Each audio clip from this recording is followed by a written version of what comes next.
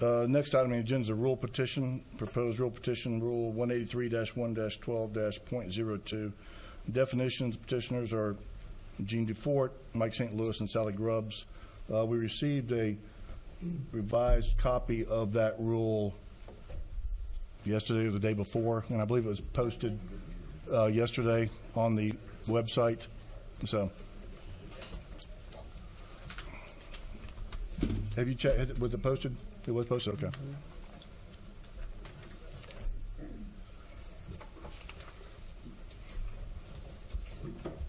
Good morning. Take your time. Timer's off. Day in the neighborhood, right? My name is Salleigh Grubbs, and so this is Jeanne Dufort, and Mike St. Louis couldn't be here with us today due to some medical issues.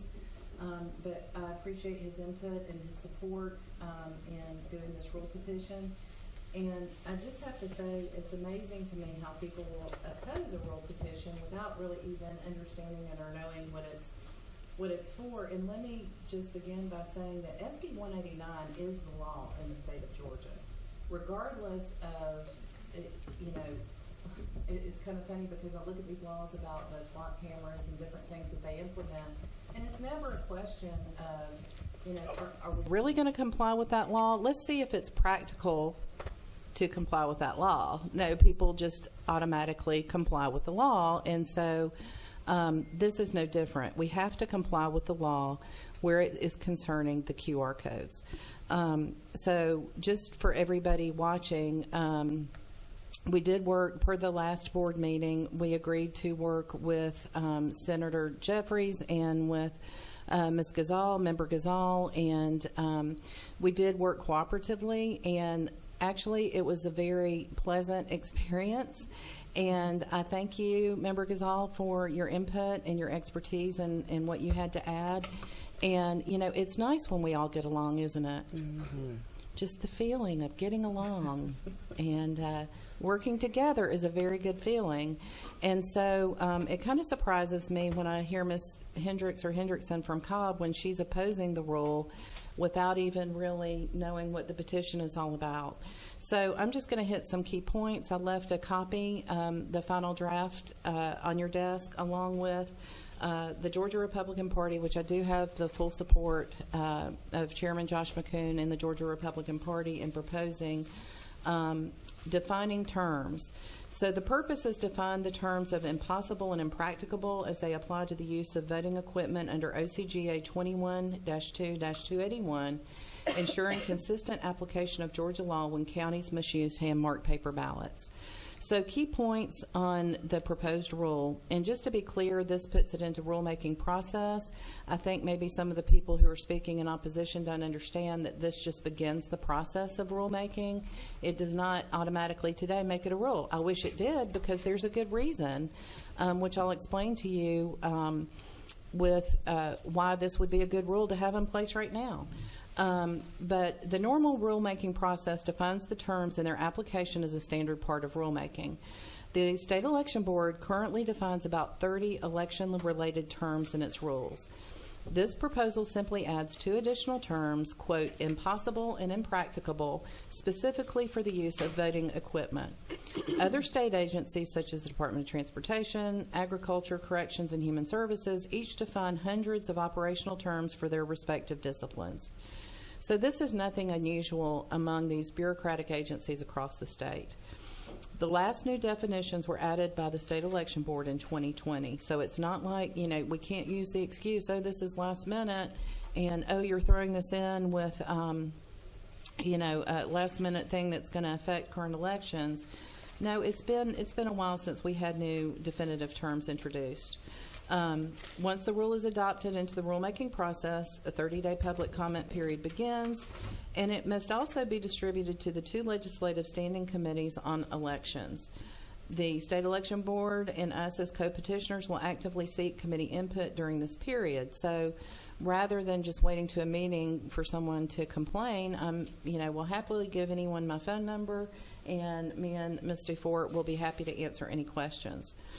The scope and the flexibility of the rule recognizes a range of possible situations where components of the voting system may be impossible or impracticable to use at the polling place, the county, and statewide level. These determinations should be made on an election-by-election basis depending on the specific circumstances. For example, a county may find it impracticable to ensure a touchscreen ballot secrecy in a large presidential election due to space limits, but in a small municipal election, it may have adequate room to do so. It applies to all the equipment for all the components involved in an election. If scanners become unusable or inaccessible, a hand count may be required, illustrating that the rule extends beyond ballot marking devices. Authority and responsibility. This confirms that the State Election Board has the authority affirmed by Judge Totenberg to declare voting equipment impossible or impracticable for any given election. It reinforces that the Secretary of State and counties also have authority to make such determinations. Counties have a legal duty to comply with election code even without direct instruction, and that's a key point to remember in the illustration I'll give you in a moment. Examples and compliance. 2 examples provided for impossible and impracticable relate directly to existing clear state laws enacted when Georgia adopted BMDs. These examples may raise uncomfortable realities but are grounded in statutory requirements already in place. Updates to existing rules. The current SEB rule governing backup or emergency ballots will need to be revised to align with these new definitions in the controlling statutes. That follow-up rulemaking process will occur soon after adoption of this rule because, as we all know, you will adopt my rule, and you will smile when you do it. Rulemaking, vote, and public input. On October 22nd, today, it only determines whether the proposal enters the rulemaking process. It is not the final adoption. This vote simply opens the rule for at least 30 days of public comment. If substantial changes are proposed and accepted, the 30-day clock starts. We encourage constructive input. Individuals with specific or urgent amendments should submit them in writing before the vote and request to speak briefly to explain their comments. The goal is to ensure feedback is properly recorded, not transcribed live during the meeting. Written comments may be sent by email or paper submission prior to the vote. I've prepared this briefing document. I would encourage you to read it. If anybody else would like it, please let me know. So that's kind of the introduction. Now, I will say, you know, it's interesting in today's times, you know, working together with a Democrat as being a state party official in the Georgia GOP, you know, there's shock and awe on people's faces. But it's truly, we have not discussed one thing that is a partisan issue. This has all been in cooperation, and because I believe that voting is a right that should apply to everyone equally.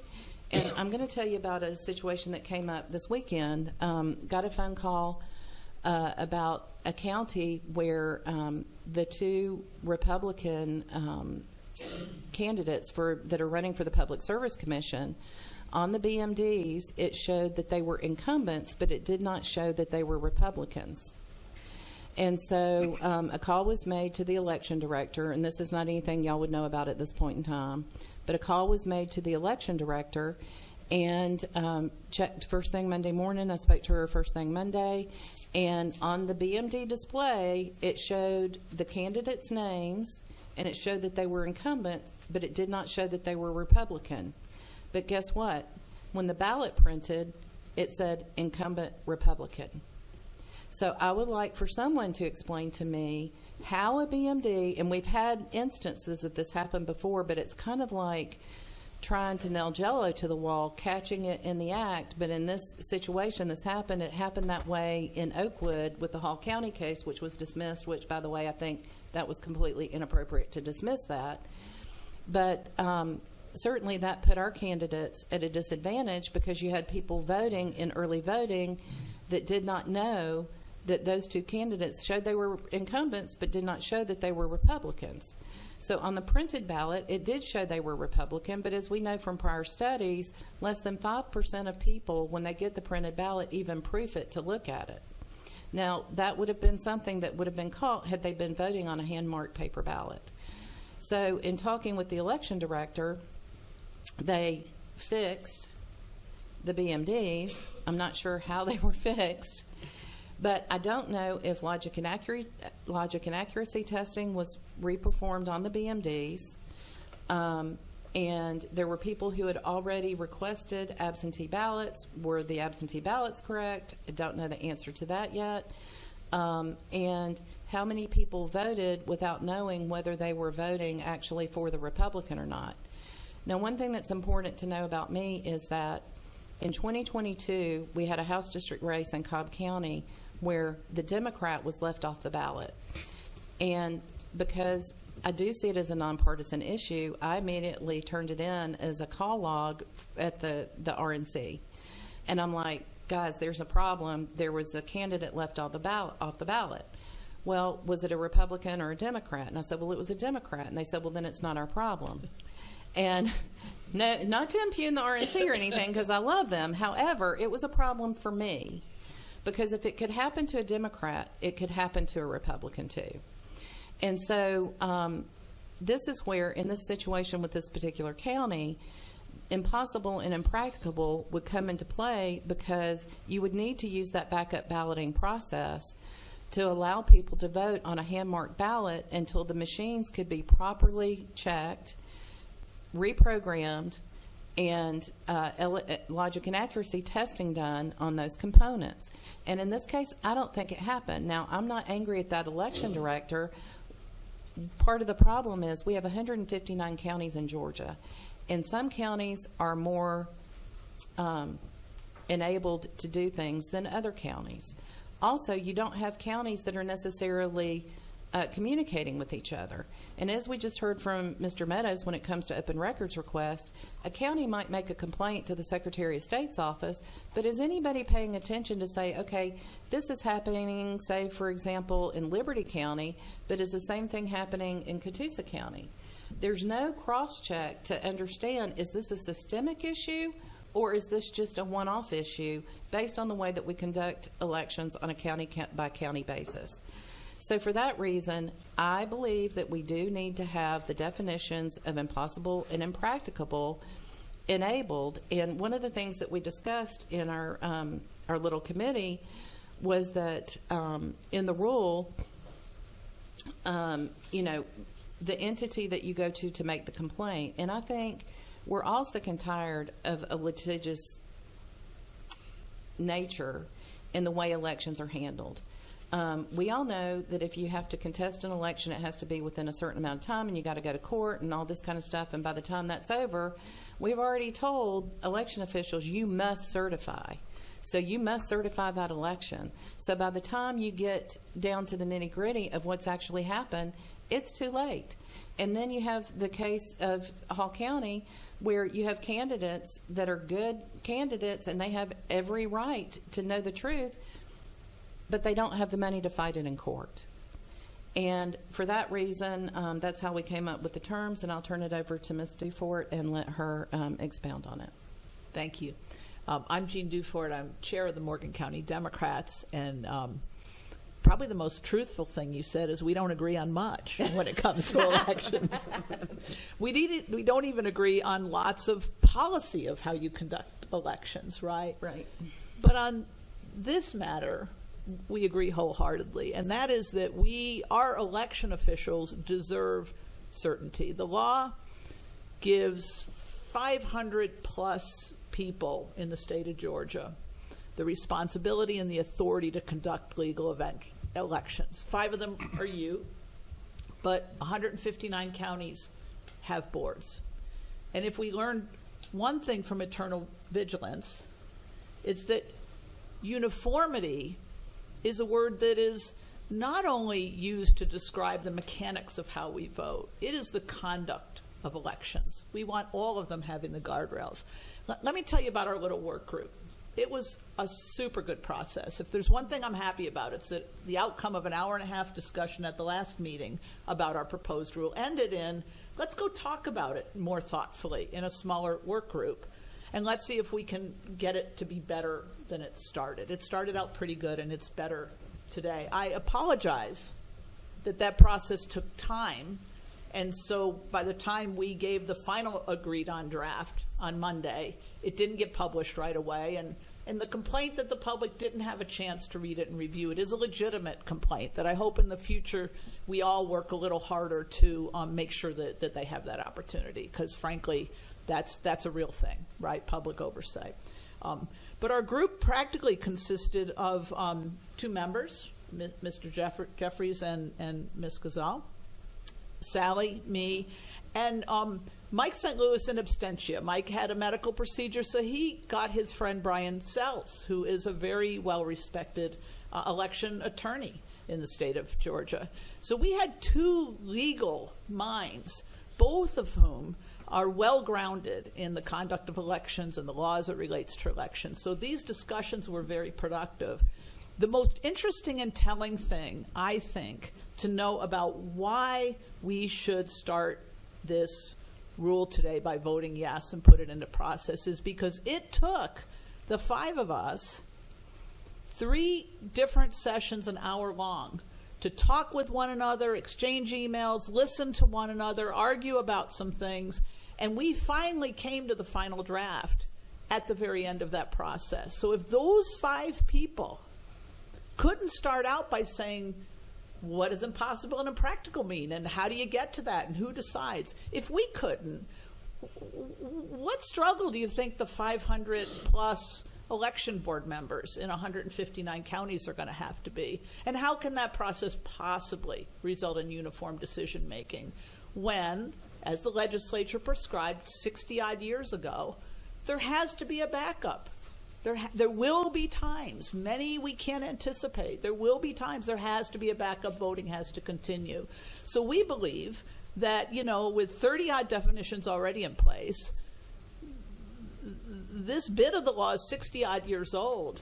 It is about time to define impossible and impracticable in the thoughtful, grounded in the law way we've done it. Now, what does this rule do and what does it not do? It adds definitions. It takes the conversations we had over 3 sessions and puts them into a series, a checklist, as it were, a criteria list, so that any county facing this decision, or you facing this decision, or the Secretary of State facing this decision, all of whom, in different ways, state law says you guys are responsible for this, it gives you sort of a checklist and a criteria to go down. With this circumstance we have here, how does this fit? What has the legislature said about it?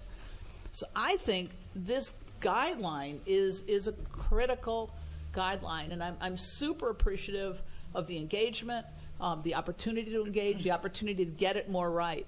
But what isn't this?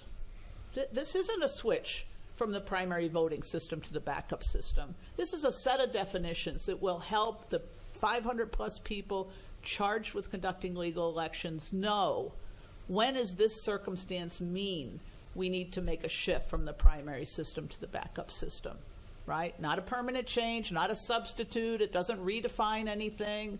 It's not a backdoor to anything. It is taking what the legislature said to you, putting it into definitions, which is a routine action on your part. So, I would say there was an example we actually talked about that goes to, when do you have to do hand counts? Because I've got an allergy to hand counts. I know you've got an allergy to hand counts. We maybe disagree with some other people here that should not be the primary system, but Michelle Long Spears, she's in office today, duly elected by the voters, because the scanners weren't giving us the outcome that the voters actually voted for, and a hand count was the only way to determine that, right? So we can all imagine circumstances where stuff doesn't work. We talked last time about my county when the cards wouldn't bring ballots up on screens. We had to switch, right? So there are all different kinds of circumstance. The one example the legislature gave you as a guideline, it's only one and it's really old, was what if all the candidates don't fit on a page? What do you do? Well, that isn't something that just happened on election day. That was known in advance. It couldn't fit. Okay, use the backup system. This example we're struggling with right now. Here's one thing we disagree on, right? I think the Democrats are disadvantaged by leaving the Republican label off, because I'd be embarrassed to be those Republicans. So we see different reasons for that, but we do agree that you should have, the law says you should have your party label on it, and the party label should be on it. So I don't know that I need to say much more, except I hope you will respect the work our working group did over these sessions. I will hope you will respect the precedent that you absolutely are responsible for making definitions, and you've done it. This body has done it a lot of times before, and I can't think of a time when we more needed to have clarity in when and where should we trigger a temporary switch from a primary system to a backup system. So to me, you owe these 500 odd people, most of whom are volunteers, very low paid, as you are too, actually, for the work you put in, right? Give these people, start the process to give these people clarity, and let's get the discussion underway so you can get the feedback, and hopefully that will result in this rule, because 2026 is right around the corner. And we are voting now, and there's a problem now in Harris County, and it's just, the best time to get this done is today if it couldn't have been yesterday. So let's do this today. Thank you very much. The last thing I will add is that to not do this is unfair to the candidates. The candidates put their blood, sweat, and tears into their campaigns, and I know this because I did alert our PSC candidates to the issue. And they're out busy campaigning. They're traveling all over the state, and then they got to switch gears and stop and go, wait, I'm not getting a fair election in such and such county because they left off my Republican designation. That is not fair to them to put that burden on them. Now they got to stop and think, okay, do I need to hire an attorney? You guys exist for the good reason to do exactly what we're asking you to do today. Any questions from the board? Question. I'm sorry, Member Johnson. Might we hear from the board members that were in the working group?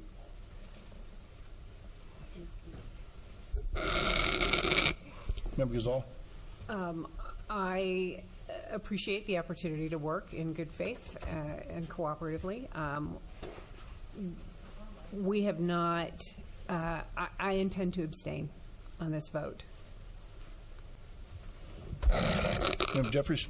We did work, and you got my microphone on? Yes. I don't speak much. I want to make sure. But I'm gonna make the motion to move this forward.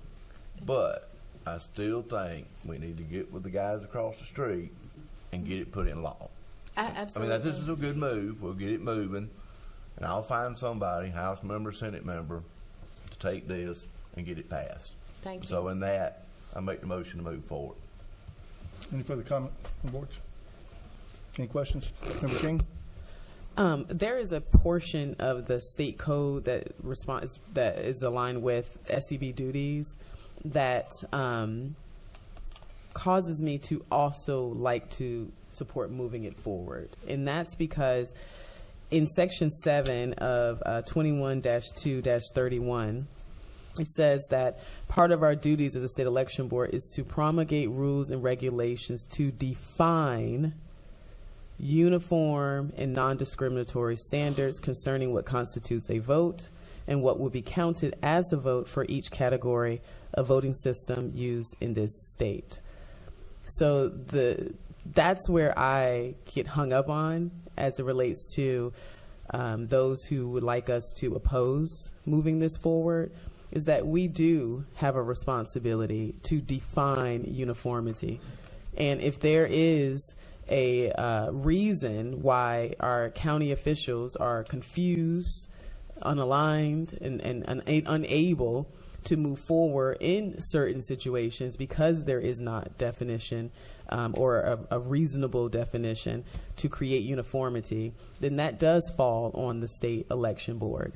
I also agree with Member Jeffries that I would like to hear what the legislature's attorneys have to say, but I do support moving it forward. Thank you. Any further comments? The chair will entertain a motion I make a motion to move it forward. to initiate rulemaking procedures. Yes. We have a motion to initiate rulemaking procedures. Is there a second? Second. We have a motion and a second. Any discussion? Hearing no discussion, all those in favor of initiating rulemaking procedures signify by saying aye. Aye. Any opposition? Dr. Johnson? Did you vote? She's abstaining. Dr. Johnson and Member Gazal are abstaining. Yes, the motion carries 2-0. You can always cast your approval. I'll talk to you about that later. Thank you. Thank you very much.